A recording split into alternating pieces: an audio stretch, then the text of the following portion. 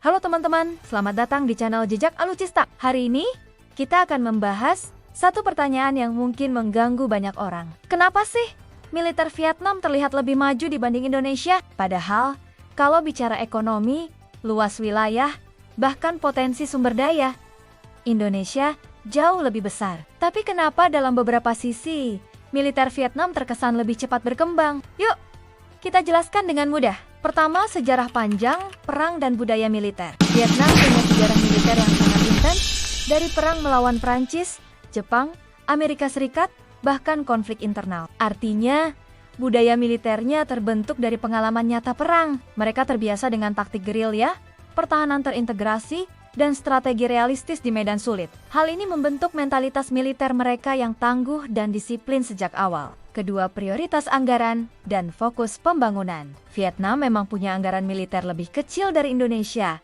tapi alokasinya sangat fokus. Mereka tidak mencoba beli semua jenis senjata sekaligus. Mereka fokus di sektor pertahanan udara dan rudal anti kapal untuk mengamankan Laut Cina Selatan. Mereka juga berinvestasi besar-besaran dalam modernisasi komando dan kontrol. Indonesia, sebaliknya, harus membagi fokus ke wilayah maritim, udara, darat, bahkan bencana. Kita seperti serba bisa, tapi sulit jadi sangat kuat di satu lini tertentu. Ketiga, industri militer dalam negeri yang lebih aktif.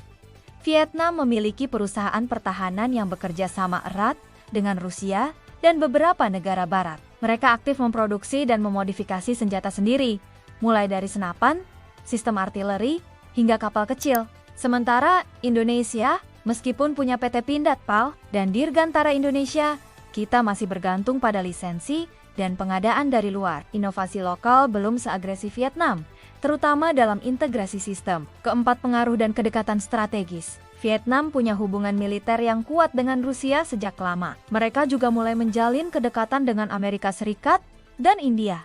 Dan hasilnya, mereka mendapatkan akses teknologi dan pelatihan dari berbagai blok kekuatan dunia. Sementara Indonesia cenderung netral, non-blok, dan lebih hati-hati dalam kerjasama militer. Itu baik secara politik, tapi bisa membuat proses modernisasi lebih lambat. Kelima, wilayah sengketa yang memaksa siap tempur. Vietnam punya konflik langsung dengan Cina di Laut Cina Selatan. Itu mendorong mereka untuk serius mengembangkan sistem rudal pertahanan pesisir, radar, dan drone. Ancaman langsung memaksa mereka untuk berpikir strategis dan bertindak cepat. Indonesia, meski punya Laut Natuna, belum melihat konflik sebesar itu. Akibatnya, modernisasi kita kadang jalan pelan atau tergantung isu anggaran dan politik. Kesimpulan, jadi bukan berarti Indonesia lemah, tapi militer Vietnam lebih cepat maju karena budaya militer yang terbentuk dari konflik. Fokus modernisasi yang jelas, industri lokal yang aktif, kedekatan dengan negara kuat, dan ancaman langsung yang memaksa mereka bersiap. Tantangan kita